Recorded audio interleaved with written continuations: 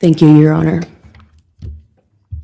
I'll be speaking on behalf of Bethany, and so, yeah, here it reads. My name is Bethany Funke, and I was roommates with Maddie, Kaylee, Xana, and Ethan. I not only lost some of my best friends, but I also lost a sister. Never in a million years would I have thought that something like this would have happened to my closest friends. I thought that we were going to wake up and go upstairs, see them, and tell them how they had scared us, and that they were going to tease us about how we were constantly scaredy cats, and make jokes about it as we would go to Taco Bell like always. But sadly, that is not what happened and what turned out to be my worst nightmare. When I first woke up that morning, I had no idea what happened. I woke up around 7 with a terrible toothache, so I called my dad, who is a dentist, and he asked what I should do. He told me to take Advil, so I did, and I went back to sleep. I was still out of it and still didn't know what happened.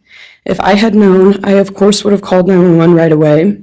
I still carry so much regret and guilt for not knowing what had happened and not calling right away, even though I understand it wouldn't have changed anything, not even if the paramedics had been right outside the door.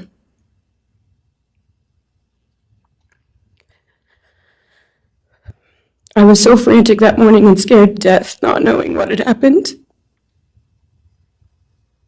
And when I made the 911 call, I couldn't even get out the words. And from then on, I don't remember a thing. It was like my brain wiped that whole memory. That was the worst day of my life. And I know it always will be.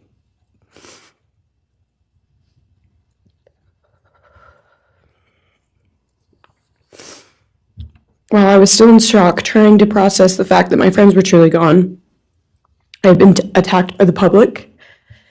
I was grieving, numb, and unsure of what had happened was even real. And at the same time, I was getting flooded with death threats and hateful messages from people who did not know me at all or know the dynamic of our friendship.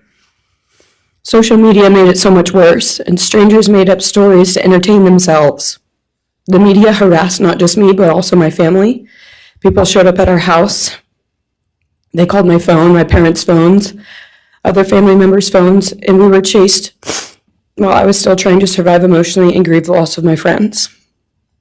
I hated and still hate that they are gone, but for some reason, I am still here and I got to live. I still think about this every day. Why me? Why did I get to live and not them? For the longest time, I could not even look at their families without feeling sick with guilt. I did not know what to say or what to do. I was terrified that my presence just made their pain worse, and I was still here when their kid, their siblings, and their friends, their loved ones should have been here instead. After everything happened, I was afraid to go into my own backyard or alone in my house. I was scared that the person who did this would come for me next. I was always scared that the media would try to catch me at any moment of any day, even when I was just walking around my house. I made my parents close all the blinds during the day so no one could see me even in the slightest chance. I barely left the house, and when I did, I made sure I was never alone. I slept in my parents' room for almost a year. I made them double lock every door, set an alarm, and still check everywhere in the room just in case someone was hiding. And I still check my room every night before, and I double lock it. I have not slept through a single night since this happened. I constantly wake up in panics, terrified. Someone is breaking in, or someone is here to hurt me, or I'm about to lose someone else that I love. The fear never really leaves. For a long time, I could barely get out of bed. But one day I realized I have to live for them. They did not get the chance to keep living, but I do, and I will not take that for granted. So now every day I remind myself to live for them, and everything I do it with them in mind. I am still scared to go out in public, but I force myself to do things because I know that they would want me to keep living my life to the fullest. I am beyond blessed to still be here and I refused to take that for granted when they did not get a chance. Our house was not just a house, it was a home. It was where we laughed till we couldn't breathe, make meals, did crafts, binge watch reality shows, played games, and spent lazy days on the couch. It was movie nights, wine nights, morning debriefs, pranks, hot chocolate, cookies, and warmth. I will cherish those memories forever, and I will not let what happened erase how special our home was or how much those memories meant to me. Now I would like to share some bits and pieces of who they were as people and some of the memories that we shared. One of my favorite memories was Halloween, and we all went to Sigma Chi. But instead of partying, we just sat in an apartment, talking and laughing all night long. I do not think I've ever laughed that hard in my life. We did not care about the party, we were just happy to be with each other. Xana was 1 in a million. She was the life of the party.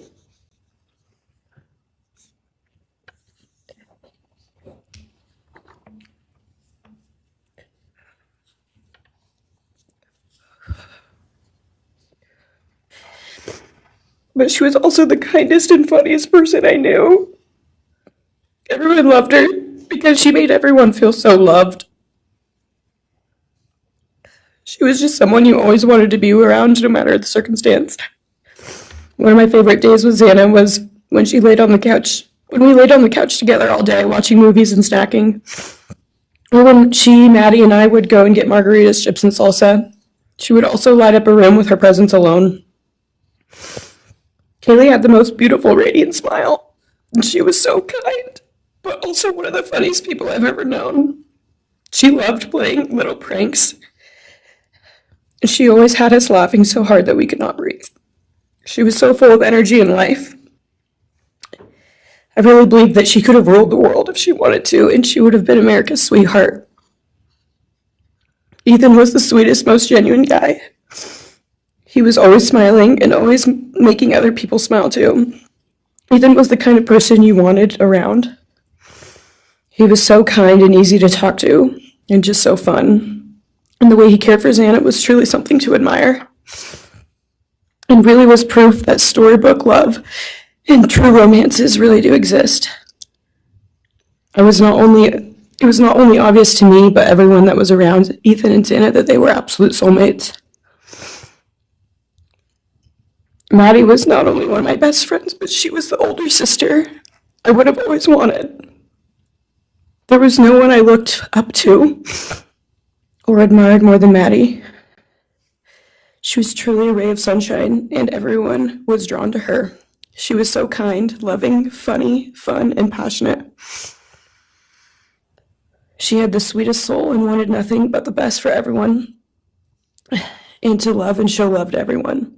She took me under her wing and always made me feel so safe and included, and above all, loved and valued.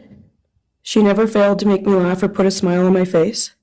Still to this day, I am beyond grateful that she chose me to be her sorority little, and I thank God every day that I not only got to know her, but had her as one of my best friends.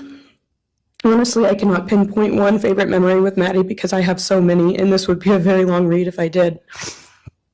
But if some little memories with her that I cherish is when the two of us made a nice dinner and split some wine, or when we would binge watch Jersey Shore or Summer House.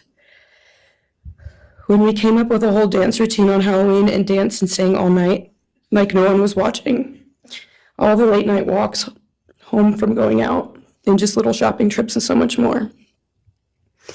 I am beyond blessed that I had the chance to know each and every one of them. They changed my life in ways I would have never put into words. I hope that they are remembered for who they are and not what happened to them, because who they are were so beautiful, and they deserve to be remembered in the highest way. My heart breaks every time I go to text one of them or how badly I wish I could see and hang out with them. And then I remember I cannot. I will never be able to again. But I still talk to them in my prayers every single night, and I always will. I wish more than anything I could hug them one last time. And I wish I could tell them how much I love them. And even though I cannot, I still tell them every night. I will keep living for them as long as I am lucky enough to still be here. And they were all truly one of a kind. And they will be in our hearts forever and always. Thank you. And please convey to Bethany my appreciation for her courage, and I hope that she heals. Next is Dylan Mortenson. We're asking for some accommodations for Miss Mortenson and that she be allowed to sit in my seat. Sure.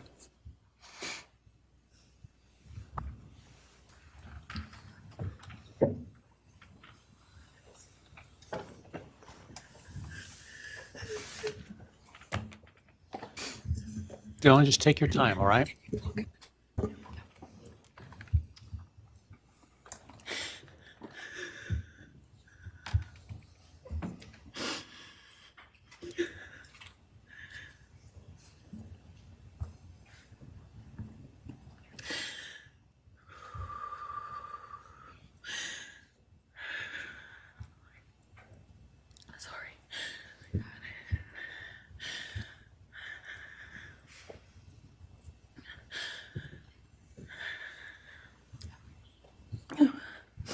Thank you, Your Honor. What happened that night changed everything. Because of him, four beautiful,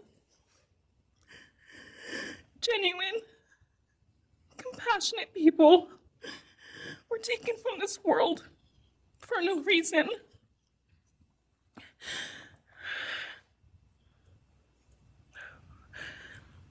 He didn't just take their lives. He took the light they carried it into every room. He took away how they made everyone feel safe, loved, and full of joy. He took away the ability for me to tell them that I love them and that I'm so proud of them. He took away who they were becoming and the futures they were going to have. He took away birthdays, graduations, celebrations, and all the memories that we were supposed to make. All of it is gone. And all the people who loved them are just left to carry that weight forever. He didn't just take them from the world. He took them from me, my friends, my people who felt like my home, the people I looked up to and adored more than anyone. He took away my ability to trust the world around me. What he did shattered me in places I didn't know could break. I was barely 19 when he did this. We had just celebrated my birthday at the end of September. I should have been figuring out who I was. I should have been having the college experience and starting to establish my future. Instead, I was forced to learn how to survive the unimaginable. I couldn't be alone. I had to sleep in my mom's bed because I was too terrified to close my eyes. Terrified that if I blinked, someone might be there. I made escape plans everywhere I went. If something happens, how do I get out? What can I use to defend myself? Who can help? And then there are the panic attacks. The kind that slam into me like a tsunami out of nowhere. I can't breathe. I can't think. I can't stop shaking.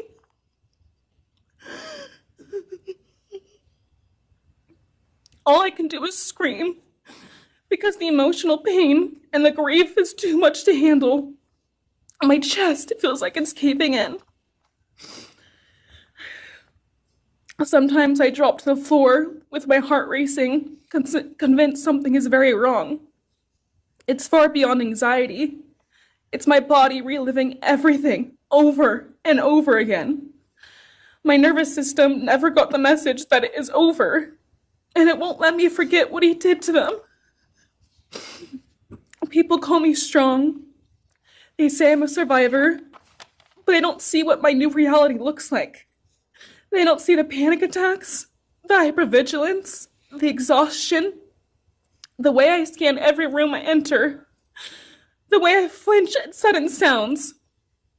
They don't know how heavy it is to carry so much pain and still be expected to keep going, and that's because of him. He stole parts of me I may never get back. He took the version of me who didn't constantly ask, what if it happens again? What if next time I don't survive?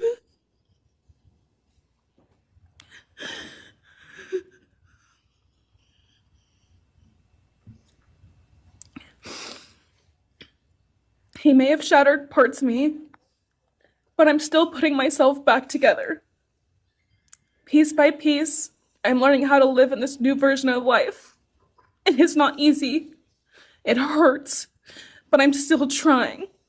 Still trying, and I'm not trying just for me. I'm trying for them, my friends. About a year ago, I had a dream about them. I got to say goodbye.